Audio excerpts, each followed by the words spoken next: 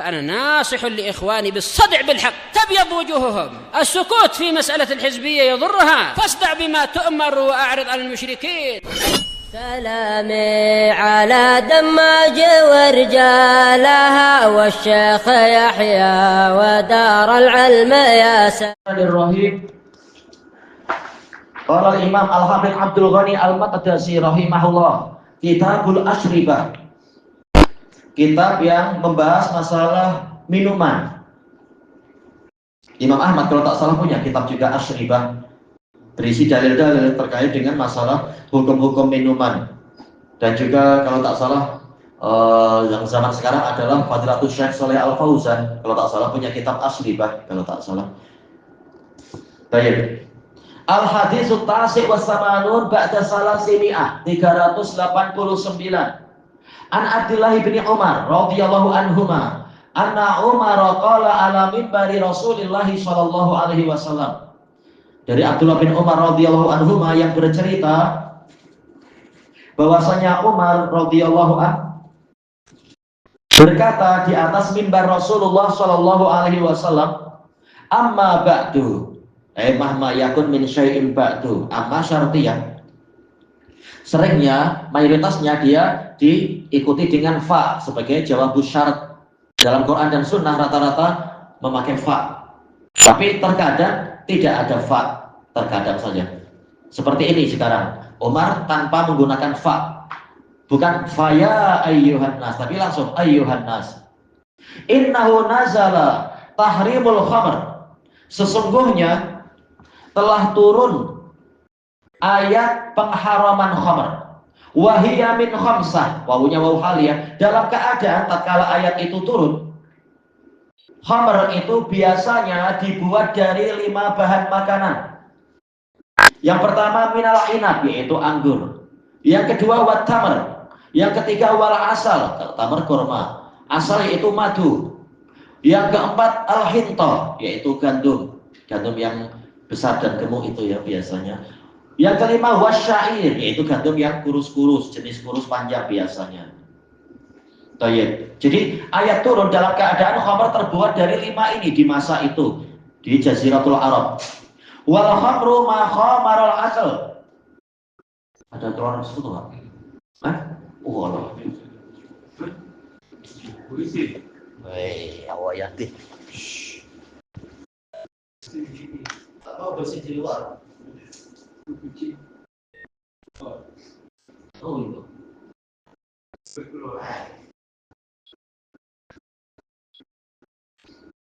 Insyaallah. Makan mendekat.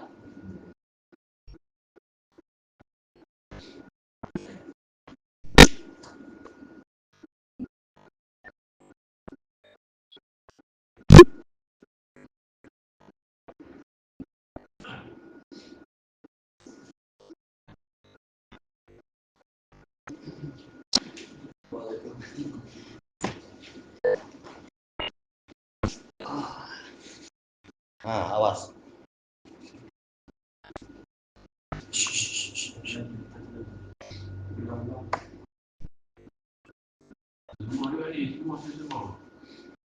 Kucing semua. Allah syafahumullah. Tayyib. Mana tadi ya. Kemudian setelah menyebutkan bahwasanya sebab turunnya ayat adalah terkait dengan khamr, yang masa itu khamr terbuat dari 5 bahan. Kemudian hukum umumnya wal khamru ma khamarul akal.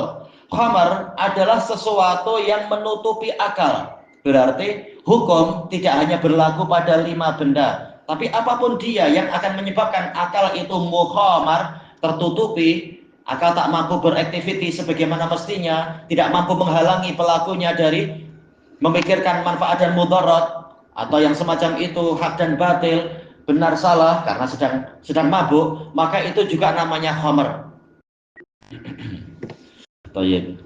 Tidak seperti ucapan sebagian orang awam. Dulu anak punya teman sekolah, dia mengatakan khamr yang haram khamr hitam, khamr putih boleh. Yang terpandang bukan bahannya atau warnanya, tapi dia membuat akal menjadi kacau atau tidak. Itu harusnya akal jadi tertutup atau tidak. Bukan masalah warna, warna boleh dibuat-buat. Bahan, manusia sangat pandai untuk berbuat maksiat, bahan boleh dicari-cari. Toyib. Kemudian, maka yang terpandang sebagaimana kata Al-Qirafi dalam Anwarul Buruk, wal ibrah bi umumil lafadz la bi khususis sabab. Yang terpandang adalah keumuman lafadznya, khamr, bukan kekhususan sebabnya. Makanya nanti ada hadis yang sahih dan seterusnya itu nanti insya Allah dibahas di kitab ini. Nabi sudah mengatakan apa? Kullu muskirin khamr. Setiap yang memabukkan adalah khamr. Terserah bahannya apapun. Yang penting memabukkan atau tidak. Inilah yang terpandang. Kemudian salasun waditu anna Rasulullah sallallahu alaihi wasallam kana ahida ilaina fihinna ahdan nantahi ilaih. Ada 3 perkara yang mana saya sangat menginginkan seandainya Rasulullah Shallallahu Alaihi Wasallam pada waktu itu, pada masa hidupnya beliau membuat wasiat kepada kami tentang 3 perkara ini yang kami berhenti di situ, yaitu merujuk ke situ.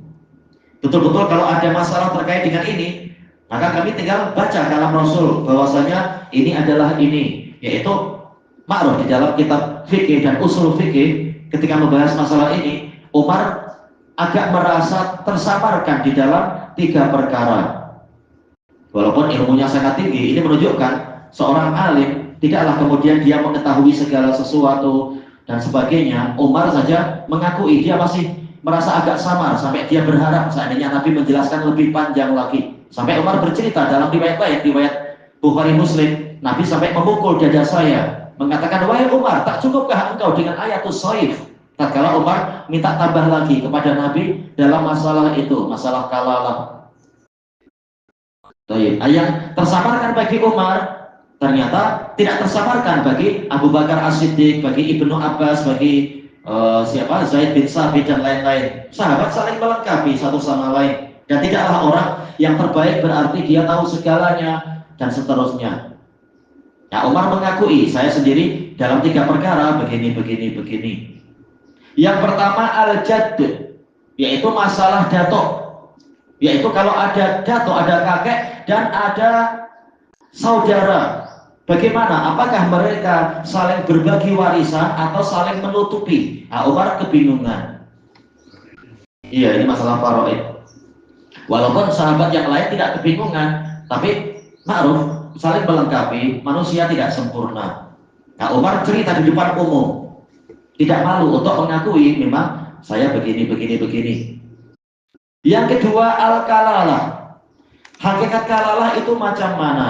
Tentunya yang rajih sebagaimana yang diisyaratkan oleh Allah Ta'ala dan difatwakan oleh Abu Bakar As-Siddiq, yaitu intinya adalah rajulun mata laisa lahu aslul warith wala far'ul warith. Seseorang mati dalam keadaan tidak punya ayah ibu, tidak punya anak. Yang ada mungkin sekedar apa? Pakcik atau sepupu atau mungkin saudara mara, tanpa anak, tanpa orang tua. Itulah hakikat dari kalalah. Nah, Umar merasa masih kebingungan. Kemudian yang ketiga, wa abwabun min abwabir riba. Bab riba. Ini jelas bab riba sangat besar. Kita tahu riba, kata Nabi apa itu? Abwabur riba salasun wasitun, salasun wa sab'una baban. Pintu riba ada 70 sekian bab. Memang banyak sekali. Kadang kita ragu ini masuk riba atau tidak. Sehingga harus lihat dalil-dalil dan fatwa para a'imah. Kemudian lihat yang rajih apa kalau seperti ini. Dan bagaimana sikap kehati-hatian yang harus ditempuh. Karena memang transaksi itu seakan-akan la nihayatalaha. Pola transaksi manusia memang tak ada batasnya. Kadang kita sampai bingung. Kalau kali ini riba tidak. Memang susah kita. Nah, Umar pengen seandainya Nabi menulis semuanya agar senang merujuk. Oh, ini riba, begini riba. Tapi jelas agama sudah sempurna dan Nabi, Allah dan Rasulnya sudah menyebutkan poin-poin dan prinsip-prinsip di dalam masalah tersebut. Yang kemudian para sahabat memahami dan menjelaskan begini-begini. Yang terbentuk ijma', alhamdulillah. Yang terbentuk khilaf, lihat siapa yang pendapatnya lebih dekat kepada prinsip-prinsip syariat dan sebagainya. Memang ini kata para usuliyun, hikmah dari perkara ini Kenapa Allah dan Rasulnya tidak menjelaskan lebih rinci seperti yang diinginkan Umar untuk membuka pintu kepada para mujtahidun untuk berijtihad sehingga mendapatkan pahala ijtihad, dan untuk menguji siapa yang bertakwa dan siapa yang tidak bertakwa. Yang bertakwa ijtihadnya untuk ikut syariat, ingin ikut syariat dan takut menyelisihi syariat. Yang tidak bertakwa, dia berijtihad untuk berusaha mencari celah-celah hukum, untuk memanipulasi hukum. Nah, Allah menguji siapa yang niatnya ini, siapa yang niatnya itu. Wallahu ya'lamul mufsida minal muslih, dan Allah tahu siapa yang ingin membuat kerusakan dan siapa yang ingin membuat perbaikan. Tapi atas nama agama, dua-duanya sama-sama atas nama agama, tapi Allah tahu siapa yang sebenarnya ingin merusak agama dengan atas nama kaidah ini, kaidah itu, maslahat ini, maslahat itu, atas nama maqasidus syariah ini dan itu, dan seterusnya. Allah tahu. Baik, ini ujian. Baik. Cuma yang menjadi bahan pembicaraan kita adalah perkara yang awal-awal terkait dengan khamr, karena terkait dengan asyribah itu. Qal ma yustafadu minal hadis, apa faedah yang diambil dari hadis ini? Taqaddamal kalamu 'anil khamr, telah berlalu, ya pernah dibicarakan pembicaraan tentang khamr wa ta'rifih, definisi khamr yaitu ma khamarul aql, sesuatu yang menutupi akal, atau ma askara, kullu muskirin khamr, setiap yang memabukkan adalah khamr. Wa ikhtilafil ulama fi haddi, dan perselisihan para ulama tentang batasan khamr. Wa taqaddamatil isyaratu aidan, dan telah berlalu juga isyarat ila anna hadzal asar an Umar, bahwasanya ini adalah asar dari Umar. Ia tidak mengatakan dari Nabi. Umar tidak mengatakan, Nabi mengatakan ma khamarul akal. Ini kalam Umar, dan ini kalam yang betul sesuai dengan bahasa Arab. Al-khamru ma khamarul akal. Sebagaimana khimar dikatakan apa? Tudung wanita, Indonesia dengan kerudung, dikatakan khimar karena dia apa itu? Tahmurur ra's, yaitu menutupi kepala. Kemudian wa anna sahih, dan telah kita lewati pembahasan bahwasannya yang benar annal khamra kullu ma khamaral akal. Khamr adalah segala sesuatu yang menutupi akal, min ayyi syarab, dari minuman apapun. Bahkan di Majmu'ul Fatawa Syekhul Islam mengatakan semua hishish, dadah, itu juga khamr karena fungsinya sama, walaupun dia tidak diminum tapi dengan apa? Dihisap gitu ya, dihisap istilahnya. Baik. Atau mungkin terkadang seperti yang di Yaman digigit, digigit ya, kot itu digigit-gigit, kadang ditelan, atau mungkin dikasih air sedikit, dicampur Coca-Cola, diminum.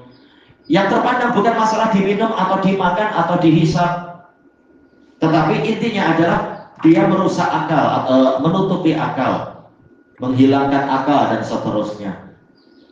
Wa anna ma askara katsiruhu faqaliluhu haram, dan yang benar adalah sesuatu yang kalau dia sedikit dia memabukkan, maka kalau banyak dia jadi haram. Maksudnya adalah hasilnya, bukan berarti kalau airnya 1 dram besar, khamrnya 1 titik, nah berarti ini dia berarti haram, bukan. Karena apa? Yang terpandang adalah hasilnya.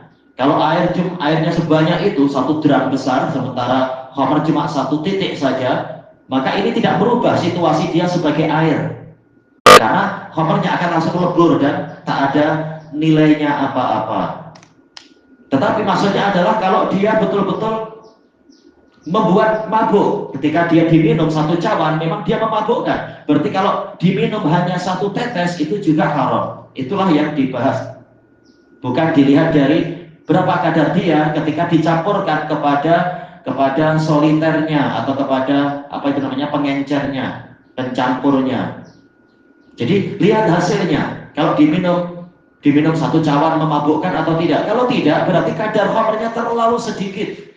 Mungkin berupa dari jenis etanol atau jenis apa yang memang terbukti, misalkan terbukti memabukkan bahan itu.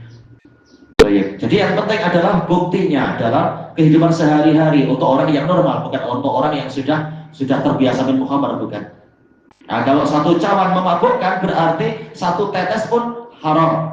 Dikatakan oleh Imam Syaukani di dalam Nailul Awtar, berarti 1 ujung jarum pun dia haram, karena hadis Nabi sudah mengatakan kalau banyak memabukkan berarti sedikit dia juga haram.